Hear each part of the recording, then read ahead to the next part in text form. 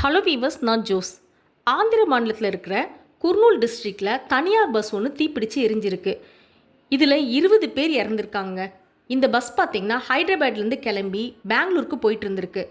போயிட்டு இருந்த வழியில் குர்னூல் ரோட்லேருந்து சின்ன தேக்கரு வழியாக அந்த கிராமம் வழியாக நேஷ்னல் ஹைவேஸில் போகும்போது ஃப்ரைடே இன்னைக்கு மார்னிங் ஏர்லி மார்னிங் 3 to 3:30 இந்த விபத்து ஏற்பட்டிருக்கு.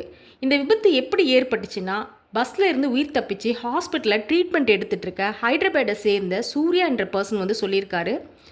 நாங்கள் வந்த பஸ்ஸோட டீசல் டேங்க் மேலே ஒரு பைக் வந்து மோதினதுனால பஸ் வந்து தீப்பிடிச்சிருக்கு அப்படின்னு சொல்லியிருக்காரு. அந்த பைக் வந்து மோதின வேகத்தில் பஸ்ஸு கீழே போயிடுச்சா அந்த பைக்கு. அதுக்கப்புறம் பஸ்ஸு வந்து தீப்பிடிச்சு எரிய ஆரம்பிச்சிட்ருக்கு. நிறைய பேருக்கு வந்து காயம் ஏற்பட்டிருக்கு. அங்கே எல்லாரும் ஹாஸ்பிட்டலில் ட்ரீட்மெண்ட் எடுத்துகிட்டும் இருக்காங்க. இவங்க எல்லாரையும் குர்னூல் கவர்மெண்ட் ஹாஸ்பிட்டலில் டிஸ்ட்ரிக்ட் கலெக்டர் வந்து பார்த்து ஆறுதலும் சொல்லிகிட்டு இருக்காங்க. இதுக்கப்புறம் அவங்க நியூஸ் ரிப்போர்ட்டர்ஸை மீட் பண்ணி பஸ்ஸில் வந்து ட்ராவல் பண்ண 23 பர்சன்ஸ் வந்து சேஃபாக இருக்காங்க அப்படின்னு சொல்லியிருக்காங்க. மொத்தம் வந்து 43 பேர் ட்ராவல் பண்ணியிருக்காங்க இந்த பஸ்ஸில். இதில் வந்து 20 பேர் வந்து இறந்துட்டுருக்காங்க. ஃபர்ஸ்ட் வந்து 10 பேர் தான் இறந்தாங்க அப்படின்னு நியூஸ் வெளியே வந்திருந்தது. அதுக்கப்புறம் தான் தெரிஞ்சுது மொத்தம் 20 பேர் இறந்துருக்காங்க. அவங்க உடல்லாம் மீட்கப்பட்டிருக்கு அப்படின்னு சொல்லியிருக்காங்க. இதில் வந்து 28 ஏஜ்லேயும் 30 ஏஜ்லேயும் ஒருத்தருக்கு மொத்தம் 2 பேருக்கு வந்து போன் ஃப்ராக்சர் ஆகிருக்கு அப்படின்னு சொல்லியிருக்காங்க, ஏற்பட்டிருக்குன்னு சொல்லியிருக்காங்க. இது வந்து மற்றவங்களுக்கெலாம் வந்து பெரிய அளவில் காயம் இல்லை, ஆனால் ட்ரீட்மெண்ட் எடுத்துகிட்ருக்காங்கனோ. பைக் மோதல்னால தான் இந்த பெரிய ஃபயர் ஆக்சிடெண்ட் ஏற்பட்டிருக்கா, இல்லாமல் வேறு என்ன ரீசன் இருக்கும் அப்படின்ற காரணத்துக்காகவும் அந்த ஆக்சிடெண்ட் நடந்த ஸ்பாட்டுக்கு வந்து போலீஸாருங்களாம் வந்து ஃபாஸ்ட்டாக அங்கேயும் போய் விசாரிச்சுட்டும் இருக்காங்க அப்படின்னு சொல்லப்பட்டிருக்கு. இந்த ஆக்சிடெண்ட்டால் வந்து பஸ்ஸோட வந்து ஹைட்ராலிக் சிஸ்டம் வந்து சேதம் அடைஞ்சிருக்கு அப்படின்னு சொல்லப்பட்டிருக்கு. இதனால தான் பஸ் டோரை வந்து ஓப்பன் பண்ணி நிறைய பேசஞ்சர்ஸால் வந்து வெளியே போக முடியாமல் அவங்களாம் வந்து பஸ்ஸுக்குள்ளேயே மாட்டிக்கிட்டாங்க அப்படின்னு சொல்லப்படுது.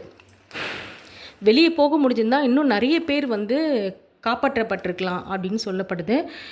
இது வந்து தீ பார்த்திங்கன்னா ஃபுல்லாக ஸ்ப்ரெட் ஆகிட்டுருக்கு. டோரை வந்து ஓப்பன் செஞ்சு போக முடியாமல் எல்லாருமே உள்ளே மாட்டிட்டு தான் இவ்வளோ பேர் இறந்து போயிருக்காங்க. கொஞ்சம் யோசிச்சு பாருங்களேன், நம்ம கையில் வந்து லைட்டாக சூடுபட்டாவே நம்மளால் வந்து தாங்கிக்கவே முடியாது.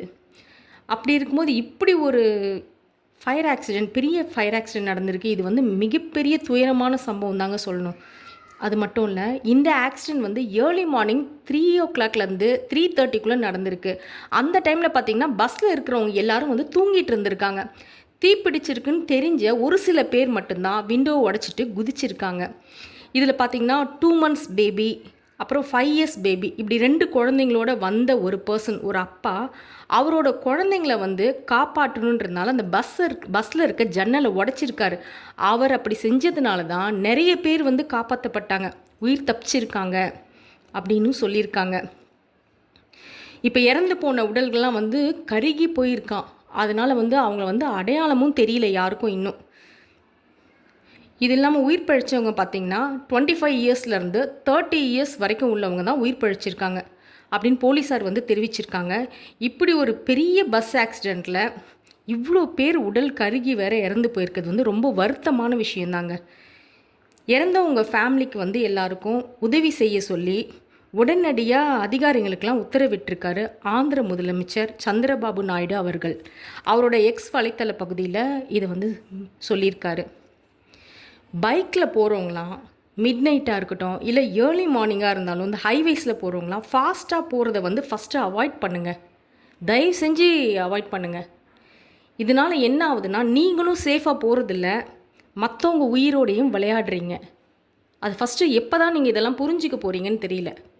நெக்ஸ்ட் வீடியோவில் பார்க்கலாம். பை.